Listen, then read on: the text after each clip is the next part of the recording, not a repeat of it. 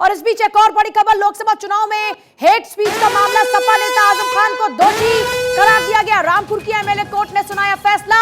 और देखिए, आजम खान की मुश्किलें लगातार बढ़ती जा रही हैं। आजम खान की पहले सोचिए अपनी उनकी जो राजनीति है उस पर ब्रेक लग जाता है, और अब रामपुर की एमएलए कोर्ट ने भी उनको दोषी ठहराया है। लोकसभा चुनाव में हेट स्पीच का मामला, आपको याद होगा कि 2019 के लोकसभा चुनाव में जो उनकी तरफ से बयानबाजियां हुई थी, उसके बाद उनके खिलाफ कई मामले दर्ज हुए थे। और अब जानकारी ये है कि आजम खान की 2019 का लोकसभा चुनाव जिसमें हेट स्पीच का मामला उनके ऊपर दर्ज हुआ था, उस पूरे मामले को लेकर उन्हें दोषी ठहराया गया है। सपा नेता आजम खान को ठहराया गया दोषी।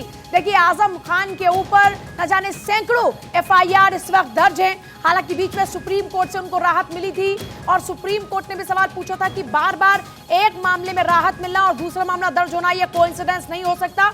अब फिलहाल हेट स्पीच मामले में रामपुर की एमपी एमएलए कोर्ट ने आजम को ठहराया दोषी। अब जाहिर सी बात है, इस पूरे मामले को लेकर भी आजम खान को सजा होगी। तो सोचिए, आजम खान कितने ही मामलों में इस वक्त दोषी करार हो चुके हैं।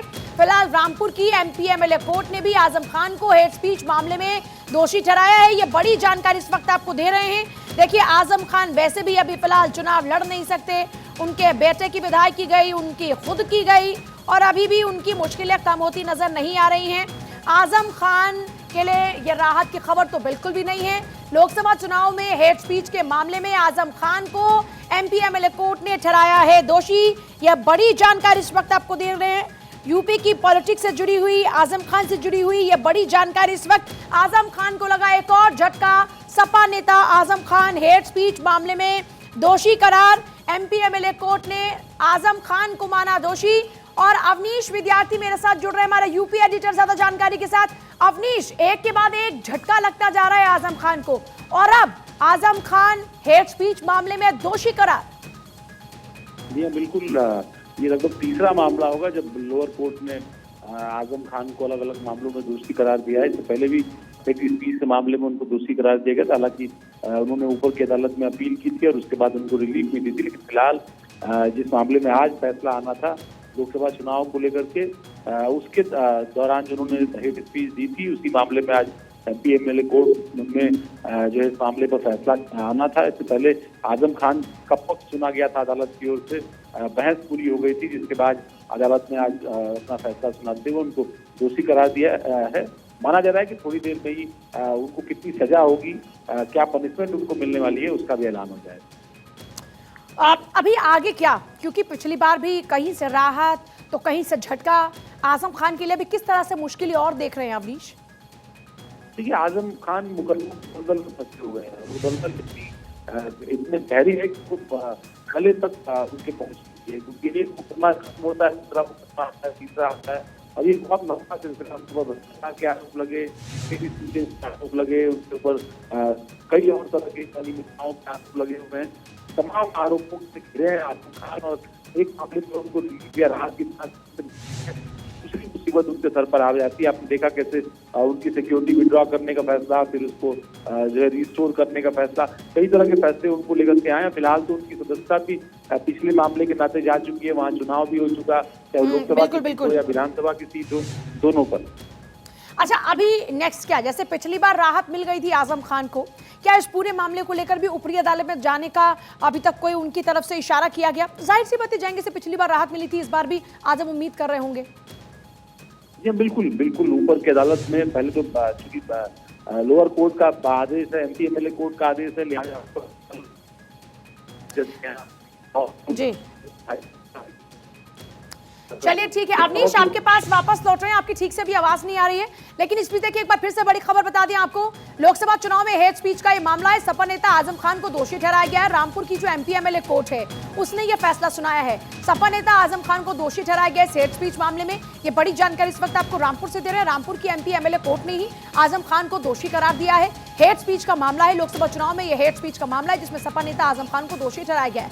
सोचिए, इस वक्त अगर आजम खान के ऊपर मामलों की बात करें तो लगभग 100 मामले इस वक्त आजम खान के ऊपर दर्ज हैं, और एक के बाद एक कई मामलों में अब फैसले आने शुरू हो चुके हैं। इससे पहले आपको याद होगा, जिस हेट स्पीच के मामले में उनकी विधायकी चली गई थी, उसके बाद उन्हें फिर बरी भी कर दिया गया। और अब देखिए एक और हेट स्पीच के मामले में रामपुर की एमपी एमएलए कोर्ट ने उनको दोषी ठहराया है।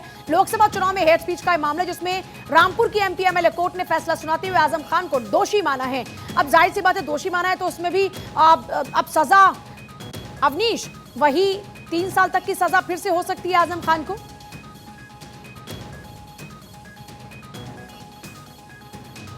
अवनीश, अब सजा की अगर बात करते हैं, दोषी ठहराए जा चुके हैं तो अब सजा का ऐलान भी होगा।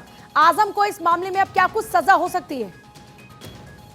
नहीं देखिए, 1 साल की, 2 साल की, 3 साल की सजा अलग अलग जो है प्रावधान है जो मुकदमे उनके खिलाफ दर्ज की गई थी 171 जी और धारा 505 1B और लोक अभियुक्त अधिनियम 125 के तहत जो है उनके ऊपर मुकदमा चल रहा था। ये मुकदमा 2019 में दर्ज हुआ था और रामपुर का थाना है सज्जाद नगर, वहां पर ये थाना मुकदमा जो है वो दर्ज किया गया था जब लोकसभा चुनाव के दौरान वो एसपी बीएसपी के कॉमन कैंडिडेट थे, गठबंधन के प्रत्याशी के तौर पर लोकसभा चुनाव लड़ रहे थे और उसी दौरान ये हेट स्पीच उन्होंने दी थी इस इलाके में और उसी के आधार पर उनके खिलाफ मुकदमा दर्ज किया गया था। कई मुकदमे दर्ज हुए क्योंकि लगातार अपने तल्ख बयानों के लिए, अपने विवादित बयानों के लिए आजम खान जाने जाते रहे हैं। सियासी उनका जो पूरा कैरियर अगर आप उठा के देखें तो तमाम सारे विवादित बयान उन्होंने दिए। इसी तरह के मामले में जयाप्रदा भी उनके खिलाफ जो है वो कोर्ट गई थी, जो वहाँ के सांसद रही है, समाजवादी पार्टी से भी रही हैं। इसके अलावा कुछ और भी लोग हैं जिन्होंने इस मामले में शिकायत की, तमाम सामाजिक संगठनों ने उनकी शिकायत कर रखी है पहले से ही। तो कई तरह के मामले आजम खान के ऊपर चल रहे हैं और इसीलिए रिलीफ मिलती भी है तो बहुत मामूली होती है। कितने मुकदमे उनके ऊपर लगे हुए हैं, वो भ्रष्टाचार के मुकदमे हैं, अनियमितता के मुकदमे हैं, जमीन कब्जा करने के मुकदमे हैं, सरकारी संपत्ति कब्जा जाहिर सी बात है। अवनीश, बहुत ही शुक्रिया आपका फिलहाल पूरी जानकारी के लिए।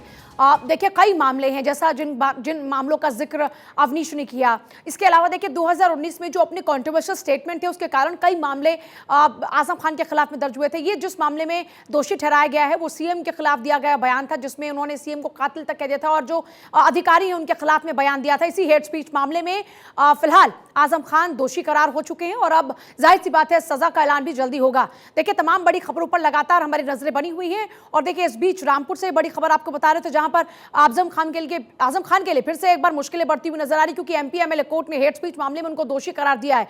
2019 का लोकसभा चुनाव भी आपको याद होगा, बेहद दिलचस्प चुनाव था। 2019 के चुनाव में समाजवादी पार्टी और बसपा साथ आ गए थे एक बड़ा गठबंधन करके।